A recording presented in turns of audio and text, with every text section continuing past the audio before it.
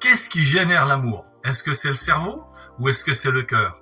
Et quelles sont les conséquences dévastatrices d'une rupture amoureuse et qui peuvent perdurer extrêmement longtemps, qui peuvent endommager très très gravement en fait le cerveau humain? De quelle manière arriver à gérer ça?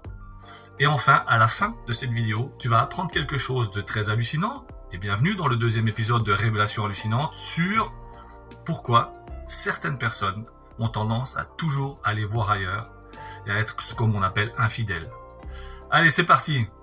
Les dernières recherches en neurosciences ont prouvé une chose fascinante. Après avoir fait des IRM, étudié comment les gens fonctionnaient, avec des psychologues, des psychiatres, etc., les conclusions qu'on a aujourd'hui sont les suivantes. L'amour qu'on ressent est d'abord un sentiment de préservation. Ça, on le savait, notamment à travers l'acte d'amour, la copulation en soi. Pourquoi? Parce qu'elle permet à la race de pouvoir être pérenne en renouvelant à chaque fois, à travers les enfants, sa continuité. Mais ça va au-delà de ça, même si aujourd'hui tout ça a un impact énorme sur notre manière de fonctionner, et tu vas le découvrir dans les secondes et les minutes qui suivent, c'est vraiment incroyable. Qu'est-ce qui fait qu'aujourd'hui on ressent des choses? On le sait, tout est chimique à l'intérieur du corps humain, et la magie de cette chimie-là, en fait, quand on a un contact, le premier contact qu'on a avec quelqu'un qui nous plaît au départ physiquement, va générer chez nous des nouvelles connexions neuronales. Ça, c'est les neurosciences qui le disent et qui l'ont expliqué à travers un contrôle et une visualisation très claire à travers l'IRM dont j'ai parlé tout à l'heure. Et ça va générer des micro-connexions comme ça qui vont créer une espèce de dépendance à la personne. Ça, c'est le premier point. Le deuxième point, et qui est certainement le plus important, c'est là qu'intervient l'acte d'amour. Le fait de faire l'amour avec quelqu'un qu'on apprécie, qui nous plaît, etc., va générer, à travers l'hippocampe, va générer des ocytocines, qui sont des hormones du bonheur, surtout de l'attachement, de la dopamine, etc. Et tout ça, ça crée une espèce de drogue. Une espèce de drogue qui fait que, théoriquement, plus on va faire l'amour, et on va reparler après, tu vas comprendre, c'est passionnant, plus on va faire l'amour, plus on aura envie de faire l'amour, c'est exactement comme le sport. On va générer toutes les endorphines, la dopamine, etc. Et là, il y a surtout l'ocytocine, qui est cette hormone d'attachement, on appelle ça d'attachement, parce que ça nous attache à l'autre. Qu'est-ce qui fait qu'après, les choses peuvent changer? On va en reparler aussi parce que c'est très important. Tout ça, c'est le process à travers lequel quelqu'un qu'on ne connaît pas, on va s'y attacher parce qu'on ne le connaît pas au départ, et petit à petit, en découvrant cette personne à travers un physique ou une attitude qui nous a plu, on va générer de la chimie qui va nous amener à aller vers cette personne-là. Cette chimie va s'accentuer quand on a l'acte sexuel avec la personne. Et au fur et à mesure qu'on va évoluer, ça va se confirmer ou s'infirmer à travers des valeurs. Parce que oui, il faut pas te leurrer. Ce qui fait qu'après, on reste, les couples qui durent sont ceux qui entretiennent la chimie de l'amour, c'est-à-dire faire l'amour avec la personne, utiliser tout ce qu'on a aussi au niveau de la génétique, dans le sens où on copule, comme j'ai dit précédemment, pour entretenir la continuité de la race humaine. Et après, on le fait aussi pour le plaisir, mais quoi qu'il en soit, quelle que soit la démarche de base, la réaction chimique est exactement la même. Et c'est ça qui est fascinant aussi. Et après, qu'est-ce qui fait que les choses vont exploser ou se confirmer? C'est juste l'attrait et la confirmation des valeurs. Parce qu'on ne peut pas vivre uniquement sur cet aspect-là. C'est là qu'on va passer du cerveau au cœur. C'est-à-dire qu'on va transférer l'émotionnel du cerveau, c'est-à-dire purement chimique, à l'impact du cœur qui lui va nous guider à travers des valeurs, à travers une personnalité, des choses qui vont nous séduire. Et en créant à travers notre existence et les choses qui sont purement circonstancielles, on va s'attacher plus à l'autre personne, mais pour des raisons différentes de la chimie. Et c'est là la finesse de la réussite du couple, c'est qu'il faut les deux facteurs pour que les choses tiennent.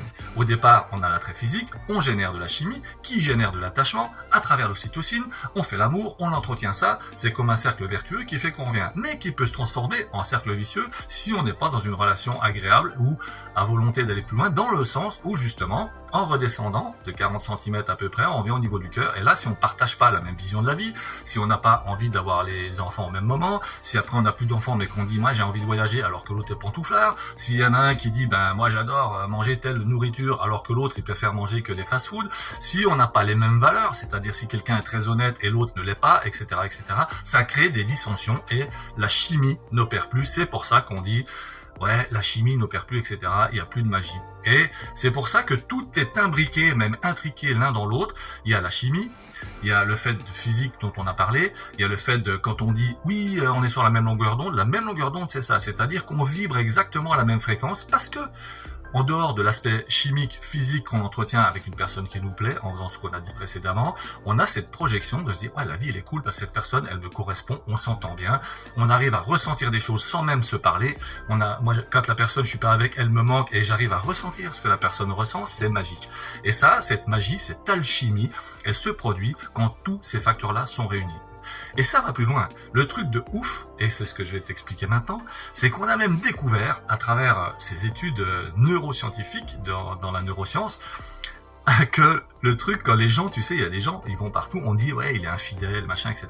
Alors, attention, j'ai fait un disclaimer, ce que je dis j'incite pas les gens à aller dans ce sens-là, on est d'accord. Mais, il semblerait, et je dis toujours il semblerait parce que les choses changent tellement vite, mais il semblerait, d'après les études actuelles, que le fait d'aller ailleurs, d'être, comme on dit, infidèle, est dû à un gène particulier que certaines personnes ont et développent, que d'autres n'ont pas, et c'est presque plus fort qu'eux. Et on retombe au niveau ancestral de l'humanité. Pourquoi ce gène se développe chez certaines personnes et pas chez d'autres? Parce que chez gens, j'ai du mal avec ces chucheux, parce que ces personnes-là, en fait, ont toujours dans leur génétique quelque chose qui les incite à procréer pour que la race humaine parvienne à être pérenne et à avoir cette continuité dont on parlait tout à l'heure aussi. Donc, voilà, à prendre avec des pincettes, parce qu'une fois de plus, j'incite pas les gens à aller courir tous azimuts, mais c'est fascinant, et je dirais même que c'est quelque chose de plus que surprenant. Et rappelle-toi le titre de cette mini-série, ça c'est un facteur que je trouve très intéressant, et qui peut expliquer que des gens sont très honnêtes quand ils disent « Mais chérie, je n'y peux rien, c'est plus fort que moi, machin, j'en sais rien ». Et c'est pas forcément que la personne est un coureur ou une coureuse, c'est juste que c'est plus fort qu'elle. Et si on va plus loin encore, dans les études, les analyses de ces neurosciences, on se rend compte de quoi?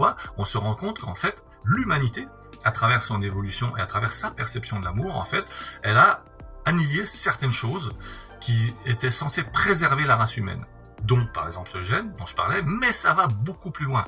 Et dans la finesse de pourquoi les couples arrivent à durer et d'autres se splittent, en dehors de tout ce que j'ai expliqué et décomposé dans cette alchimie, il semblerait que les dégâts qui sont causés dans une rupture, quand une personne se fait quitter ou qu'elle quitte la personne, tous les schémas neuronaux qui ont été créés, les habitudes qu'on crée, explosent. Et je vais te donner maintenant un petit bonus aussi, très important, comment faire pour que la relation arrive à reprendre si elle a splitté, si tu t'es séparé, si tu es en instance de séparation, comment tu peux raviver la flamme? Avec une condition sine qua non, c'est que les deux personnes, ça va être bilatéral, c'est-à-dire que les deux personnes doivent avoir cette volonté de ramifier le couple. Je passe sur les faits de se faire accompagner, ça bien sûr que tu peux le faire, aller voir un sexologue ou une sexologue, thérapeute quelconque, tu peux le faire et c'est très très bien, c'est pas le souci, mais dans les actions, qu'est-ce qu'on peut faire de très simple? Et ça vient des neurosciences aussi, c'est retrouver en fait des endroits où par exemple tu as connu la personne, le premier endroit où tu as les restaurants, le premier truc super, le premier lieu bonnard où vous avez été, où il y a eu cette flamme, où peut-être tu lui as révélé ta flamme, etc. Retournez ensemble sur ce lieu-là, et puis à ce moment-là, vous vous immergez de nouveau dans ce contexte-là. Donc démarche volontaire, on l'a dit, il faut y aller ensemble. Et là, tu te réimmerges, tu te rappelles chérie, c'est là qu'on s'est rencontrés, qu'on s'est embrassé la première fois, qu'on a fait l'amour la première fois, qu'on était à ce premier resto. Et comme je l'explique dans toutes mes vidéos, on est dans le ressenti, on va créer une vibe, on va retomber dans cette fréquence, dans cette énergie, cette puissance-là va vous envahir et vous allez retrouver une espèce de regain d'énergie, d'amour qui va vous reprojeter en arrière au moment où vous vous êtes découvert et vous êtes là à vous dire « Ah putain c'est génial, c'est l'homme de ma vie, la femme de ma vie ». Et ça marche réellement. Ce que je te dis, c'est des tests affirmés et avérés. Donc, c'est un truc de ouf. Donc, tu peux le faire autant de fois que tu veux. Et il y a même plus loin que ça.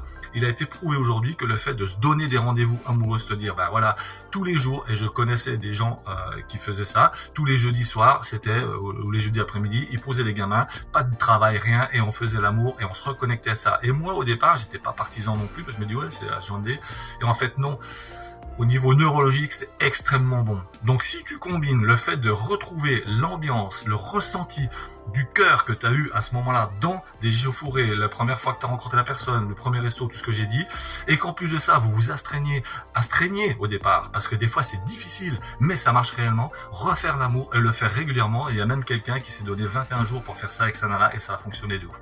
Donc voilà, dis-moi ce que t'en penses, ce que tu as vécu dans tes commentaires, like, partage, abonne-toi pour rien louper. Merci du fond de me suivre, pardon, du fond du cœur, et on se retrouve bientôt pour de nouvelles aventures, des choses encore très très surprenantes.